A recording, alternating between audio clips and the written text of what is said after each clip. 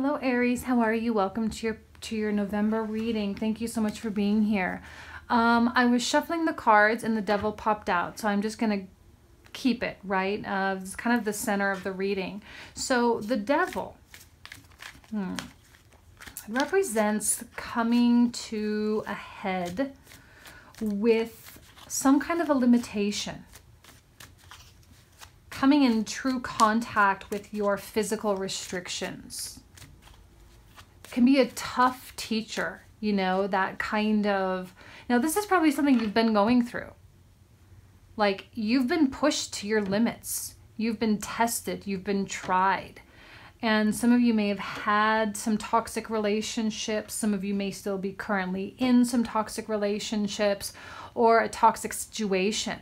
The devil is both beautiful because it is a masterful teacher, but it teaches us via experience and throws us in the deep end when we might not feel ready, okay? But yet it is the best way to learn and it is the best way to grow. You know, Saturn, when you think of what Saturn actually is, the planet Saturn or Cronus from the Greek mythology, you know, we have this beautiful gaseous planet with this beautiful ring. It's very steady, very slow, but yet the ring is very organized. It is very quiet. You know, it's not this thunderous planet like Jupiter. You know, Jupiter is huge and lovely as well and has its own set of blessings, but Saturn is more peaceful than that.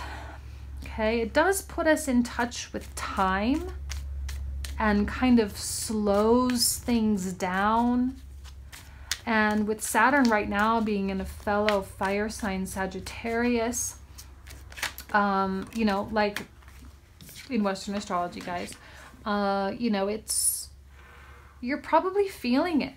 Getting ready to enter into Capricorn, you're feeling it kind of like rumbling and shaking and trying to get you to that next phase. And it's almost like even may feel like it's just clinging and circumstances and feelings and emotions and annoying people and whatever it is, they just kind of like keep buzzing around and keep lingering. Like it's been very difficult for you to get rid of those things. See, we have the Eight of Cups here now coming out, also associated with Saturn as well. Eight of Cups, the great teacher of moving on, abandoned success. You know, like there's something better. And sometimes it feels like we've given up, but it's actually quite the contrary. It's you taking control of your destiny. Okay, Eight of Cups can mean leaving comforts behind, mean leaving friendships, but probably not the best friendships, but things that are very familiar, things that you understand. It pushes you out to the new areas, to new things in life. And can be scary, but there's really no reason to be scared. Okay, let me make sure. Let me check the camera really quick. Okay, hopefully you guys, I know I travel a lot, you guys, so my setup is different like every month. This one I have kind of a nice big table, which is great, so hopefully you guys can appreciate that a little bit. Let's see, what else for Aries for November? Okay, we've got the Hanged Man I actually haven't received at all this month so far. This is kind of a new one. And then the High Priestess. Look how many major arcana you have. The Devil, the Hanged Man, and the High Priestess. Look, if some of you are hanging on to an unrequited love, the Hanged Man indicates it's time to begin to let that go. There's movement and action here with the Eight of Cups. This demands progress. It demands movement, okay? And the Hanged Man can indicate the tendency for you to stay put to see where things go, you know. But at the same time, I think with the connection with the devil here, it's, I don't know, I think it's time for movement, it's time for action, right? And it's not a time to wallow. Now, Aries, you're not necessarily known for that anyway, you know, like you guys kind of bounce right back almost kind of immediately. It's like, you go through something kind of hard and then boom, you're kind of off. No worries, no stress. It's totally behind me. I'm going to move on to the next thing. That's great. It's one thing we love about you.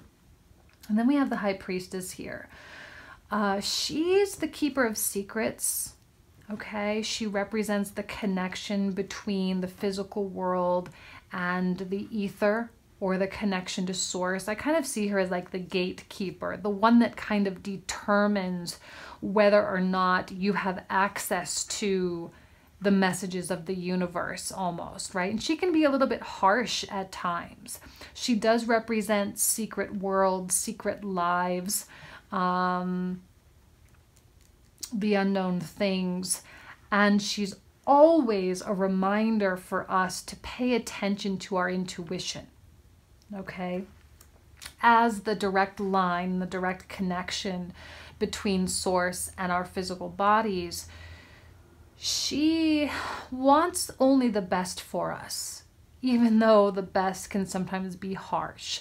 And sometimes we can misconstrue our intuition for like fear, and we can just say, oh, I'm just afraid, but I'm going to do it anyway. So you have to listen very, very closely and be very honest with yourself, because when she's whispering to you, and she is whispering, it is very quiet. When she's whispering to you, usually it's stuff we don't necessarily understand or maybe want to know, but it's truth, okay? She's kind of like the messenger almost. Let's see. And the Nine of Cups. Beautiful. Does it get better than that after an Eight of Cups? So you go from an Eight of Cups, from a Saturnian to Jupiter, right? The Nine of Cups. It's about expansion. It's about happiness, and not just like being happy, but feeling a sense of stability. This is not a stable place, the devil, right? It's very dark. It does put you in touch with that dark side. And a lot of you, if you've had difficult relationships, I think it got really nasty, didn't it? It got really, really nasty. Maybe even abusive for some of you. And whatever things that your intuition is telling you about that other person, it's true. Okay, it's true. And I know that's going to be hard for some of you to swallow, like, because you're like, oh, my partner is with someone else, or my partner has a new girlfriend or boyfriend and whatever. First of all, it doesn't necessarily really matter, right? Because I know you're trying to move away from it, but somehow those feelings kind of became quite comfortable. But second of all, just take it for what it is. You're headed to a beautiful place. A place of feeling grounded. A place also too of feeling very proud. Like, you should be proud that you went through this, that you were able to weather this storm, because it takes a warrior to work its way through a devil situation. Now, a lot of times the devil situation, you know, kind of appears or comes into our lives when we are resisting our intuition, right? So if we had listened in the first place, we could have probably avoided a big mess. But sometimes we have more hope, right? And sometimes hope and intuition can also be confused as well. We can say, well, I am intuitively feeling this, but rather it's hope. And hope is kind of a little bit of an empty thing, and kind of a, not to be all pessimistic about it, but it is kind of an empty thing. And should be taken with a grain of salt, always. But your hope kind of may have led you down this devil path. But because of that, you were able to weather the storm, and now you're in this place of stability. and a true like sense of self, right? And that's what Aries is all about. You ruler of the first house. It is about the self. It's about who you are and who you have become because of the circumstances in your life. Let's see if there's some more positive. I hope that there's like more movement here, because right now I'm kind of feeling like I'm just getting a sense of what you went through, but not necessarily where you're going. Now we've got a King of Swords. Love it. I feel like this is someone else, not you. This is a card of Aquarius, okay? But it doesn't have to be Aquarius. It can be any sign.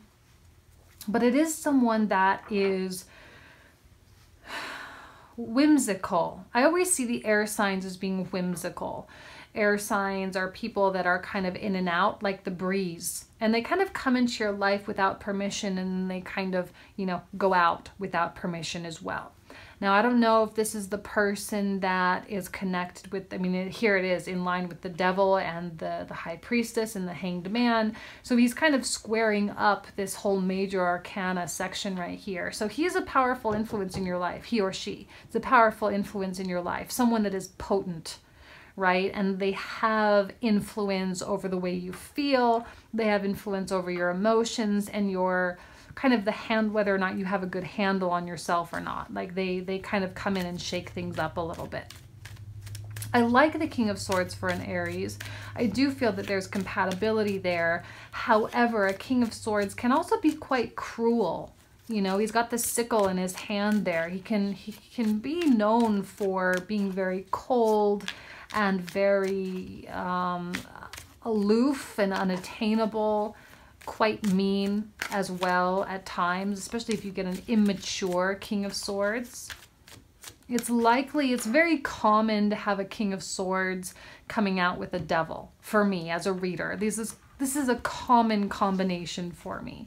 And it tells me that this King of Swords, while a good person, I believe they have some tendencies to maybe be afraid of commitment or afraid of the work involved or something. There's fear there. Now, the Lord of Oppression, 10 of Wands. Look, this is someone that, sorry, my chair. There's someone that has put you through a lot.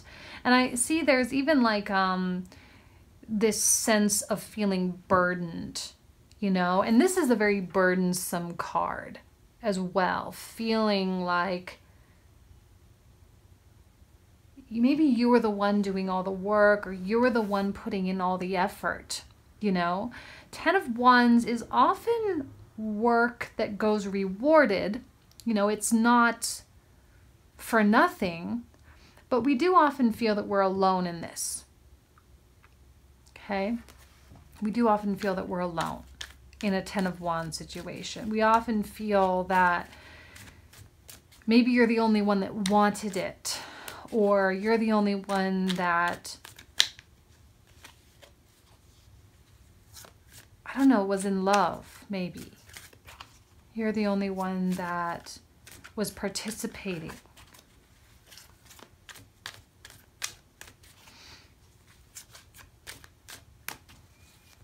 Now, for some of you, this could actually have been you, right? And you were kind of dealing with someone that was really into you, and you weren't really feeling them so much. In which case, the story would be the other way around. But I think that you know that that person wasn't for you. They may have been a good person. You may have had some good times. Maybe the sex was good, whatever. But they just weren't for you. And it was time for you to move on.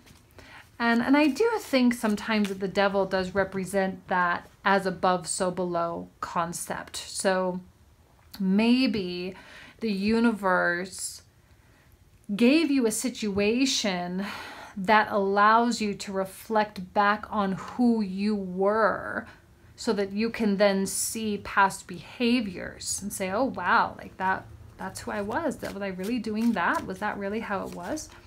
Not all of you, but for some of you, that could be the case. And for some of you where you're like, that makes no sense and doesn't apply to me at all, maybe reconsider and maybe say, I just went through kind of a weird relationship, or I went through a weird situation, and, you know, maybe reflect back on that experience and say, did I behave in an immature way in the past, and now the universe is kind of showing me how I was by giving me people that were acting the way I was acting. Does that make sense? The devil is often a mirror. And not just, you know, when we think of a mirror, it's interesting how we just so willfully accept that we can go to the bathroom and do our makeup and our hair and brush our teeth and get ready and trust what the mirror shows us as an accurate reflection of what we actually look like. But when it comes to other kinds of mirrors, you know, not direct physical reflections or reflections of our physical self, but rather the mirrors of our emotional selves or the mirrors of our spiritual selves, they seem to be lost on us sometimes. But if you start to ask yourself and look at the people in your life and the situations that you've experienced recently and saying, okay, well, if this situation was like a mirror, what would it be saying about me? How does it bring out certain emotions, and why are those emotions the things that are triggered because of this? You know, just a little bit of self-analysis. That's often what the devil can really be about. Really taking a cold, hard look at who you are, you know, and people coming into your lives for the very specific reason to reflect things back to you. It's got very complicated, guys. And the universe. Look, Saturn, Saturn, Saturn, Saturn. It's been a difficult couple months, yes. It's likely to continue just a little bit longer. I would suspect your reading for December, most likely January though, will be a little bit smoother, okay? This is a rite of passage though. Look, you've officially earned the new chapter. You've officially made it through the gateway, and it's up to you to really step through. Like, you've put in your time. No doubt about it. And Two of Wands. It's a card that promises possibilities. And that now is the time for you to really envision possibilities. And from an idealistic standpoint as well, look, this is a card of Aries. There's Rams here, it's Mars and Aries. This is totally your element, 100%. This is your card. It's about looking to the future and taking action toward the things you actually want. Leaving this behind, I don't think this is going to leave like the deepest cuts. You know, I really don't. I think this is more of a teaching or more of a learning experience than it is a deeply emotional one. I think you've already gone through the deeply emotional stuff, and now it's about solidifying and closing the book. Closing the book on this past experience of yours, closing the book on this past couple years, and really being enthusiastic and being excited about the new chapter and being like, okay, I'm ready for what's next. No doubt about it. I'm over it. I'm tired of thinking about it, and I'm ready for what's next. Okay, let me move these over just a little bit. I'm just gonna pull out a few more, whatever is meant to come out as doesn't necessarily have to be connected to the reading, but just kind of anything else that you're really meant to know, Aries.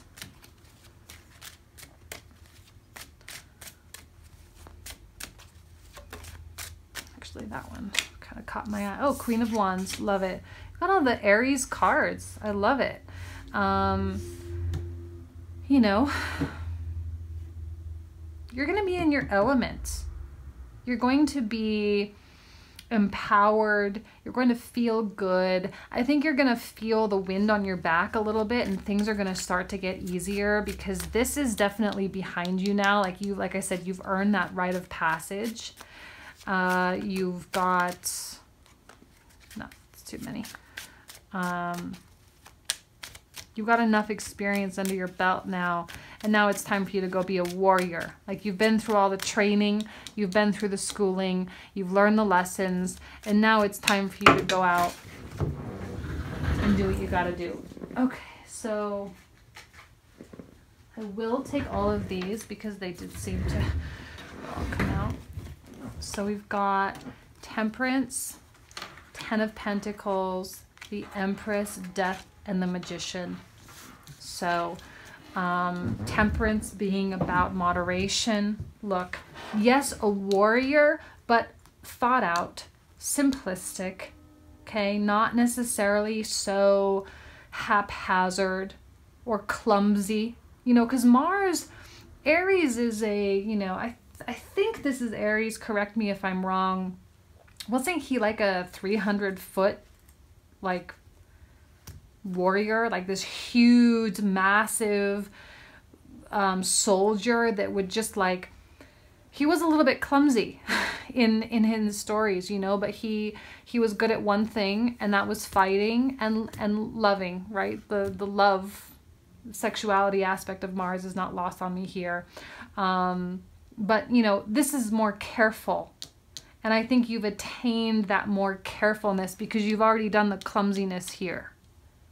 And Mars was in his zone when he was fighting. He was like that force that could just rip through the opposing army and just kind of make his way all the way back, all the way through the field, you know, kind of thing. But here you are more careful, more well thought out, in hopes and in attainment of Ten of Pentacles. Everything. Ten of Pentacles, the card of everything. Death, you have transformed. Absolutely you have. Another card of Aries, we have the Magician. Okay, even the Empress can represent Aries sometimes.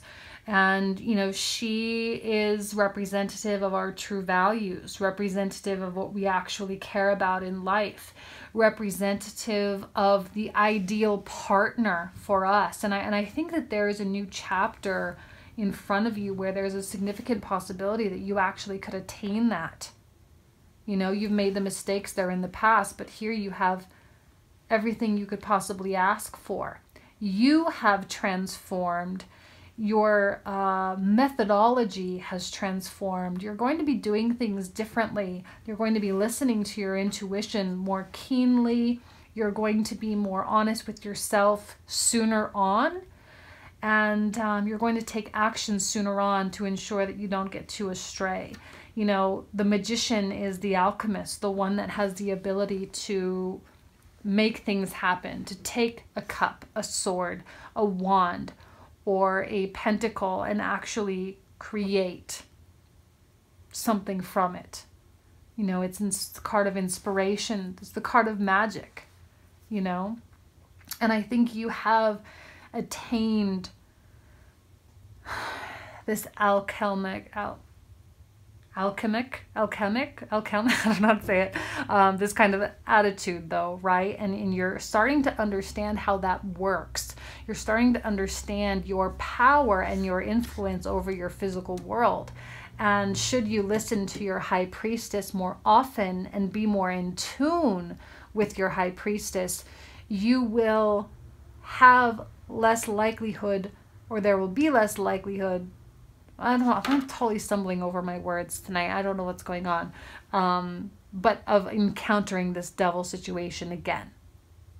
Right? Listen to her and you don't have to get in touch with this. Don't, and you will. Okay? So I'm going to go ahead and leave you guys with that. I'm super excited for you guys. I think the next couple months are going to be quite, it's going to be an important mile marker for you in your life. And this is not for nothing. You'll see where it goes. Alrighty, I'll see you guys next month. Thanks so much.